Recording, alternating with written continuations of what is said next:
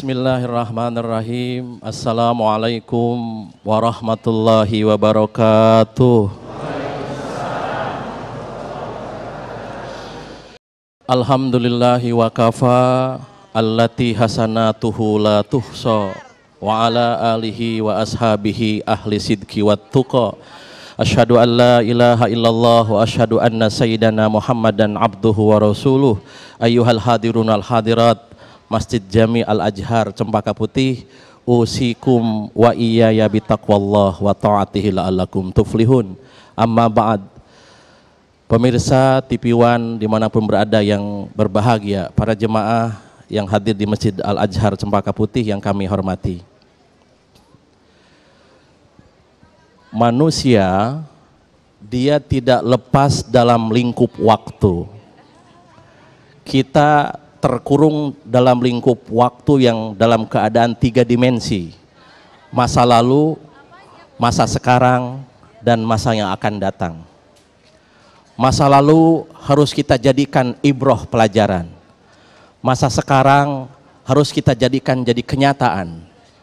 Masa yang akan datang harus kita jadikan mimpi dan harus kita mendapatkan surganya Allah Subhanahu wa taala. Memang pada saat ini dan pada saat yang lalu dan yang akan datang, Rasulullah SAW mewanti-wanti banyak sekali fitnah akhir zaman. Fitnah ini tidak hanya datang di dalam rumah tangga, fitnah itu tidak datang juga datang di dalam bertetangga, juga fitnah itu datang di dalam berbangsa dan bernegara. Oleh karena itu, Rasul sangat cinta kepada umatnya supaya umatnya tidak gegana, supaya umatnya tidak gundah, gelisah, galau merana, karena terus didera oleh fitnah akhir zaman. Kemudian Rasul menganjurkan kepada umatnya supaya tidak sedih, tidak murung, dan tidak putus asa ketika fitnah menimpa kita. Apa sabda beliau? Diriwayatkan oleh Imam Muslim an Abi Hurairah radhiyallahu anhu wa ardhah.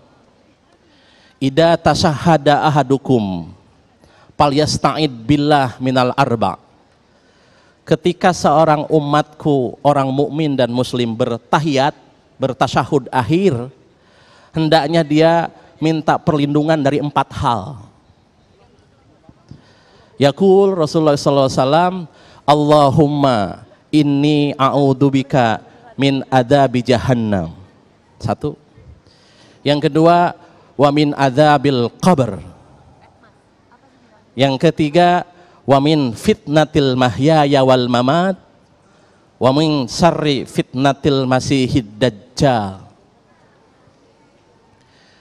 Kita harus memprotek diri, melindungi diri, melindungi keluarga kita dan melindungi bangsa ini dari keempat fitnah tadi. Yaitu fitnah adzab jahannam. Tentang fitnah kehidupan dan fitnah kematian, ada seorang Nabiullah, Kalamullah, Musa ibn Imran, seorang nabi yang diutus ke kaum Bani Israel. Suatu ketika Nabi Musa sedang mengadakan tausiah di sebuah tempat. Ujug-ujug, apa itu ujug-ujug tuh? Sekonyong-konyong. Ketika tausiah, datang seorang perempuan sedang hamil, datang ke dalam majlis Nabi Musa alaihi salam. Dia berdiri pongah dengan penuh keangkuhannya. Jangan pernah dengerin tausiah Musa, dia itu tukang fitnah. Nih hamil ini perbuatan dia. Bayangkan seorang nabi yang kalamullah, selalu dialog dengan Allah, dituding fitnah oleh seorang perempuan yang sedang hamil dan bicara ke publik. Jangan pernah bicara pesan dan pernah percaya kepada ucapan Musa alaihi salam. Nih buahnya, nih fitnah, kata dia. Nabi Musa beristighfar di situ, astagfirullahaladzim.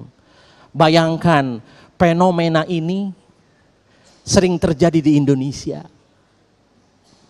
Ini fitnah kehidupan. Lantas mari kita lihat bagaimana sikap Nabi Musa menanggapi peristiwa ini. Nabi Musa tersungkur sujud ke hadapan Allah Subhanahu wa taala ketika didera masalah, wasta'inu bis-sabri was-shalah. Nabi Musa sabar, dia tidak lantas berbicara di Twitter, tidak berbicara di WhatsApp, tidak bicara di medsos, tidak. Dia langsung laporan ke Allah Subhanahu wa taala. Kalau bicara di medsos tambah rame atuh. Dia menjerit kepada Allah, tersungkur di hadapan Allah Subhanahu wa taala. Dia bermunajat kepada Allah dengan salatnya dan kesabaran Nabi Musa alaihi salam. Ternyata dia tersungkur di hadapan Allah, Allah kontan jawab. Apa jawaban Allah terhadap doanya Nabi Musa dalam salatnya? Allah menyampaikan, Allah mengirim hidayah kepada perempuan tadi. Mengirim hidayah kepada perempuan tadi, kemudian perempuan itu menyatakan pernyataannya di luar area. Dan dia bicara di publik, dia bicara dengan sungguh-sungguh dan taat. Wahai umat Musa, aku begini ini adalah bukan perbuatan Musa, tapi perbuatan Qarun. Dan Qarun menyuruh saya dibayar supaya bikin fitnah kepada Musa alaihi salam. Akhirnya terbukalah, yang hak itu hak, yang batil itu batil. Maka fitnah kehidupan inilah sebuah fitnah. Kematian juga sama, da'iqah. Kullu nafsin da'iqatul maut. Setiap jiwa yang menjadi warga NKRI pasti merasakan kematian. Seorang mukmin yang soleh, dia bagaikan mengambil sehelai rambut di dalam tumpukan tepung.